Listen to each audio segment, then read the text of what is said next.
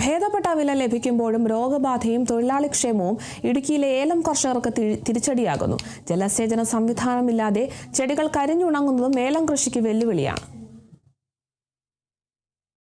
1 kilo ഏലത്തിന് ശരാശരി 2500 രൂപ വിലയുണ്ട്. ഭേദപ്പെട്ട ഉൽപ്പാദനവും ലഭിക്കുന്നു. ഇതിനിടയിലാണ് രോഗബാധ ഏലം കൃഷിക്ക് തിരിച്ചടിയാകുന്നത്. മൊസൈക്ക്, പോളപൊള്ളിച്ചൽ തുടങ്ങിയ രോഗങ്ങളെ പ്രതിരോധിക്കാനാകാതെ ആശങ്കയിലാണ് കർഷകർ.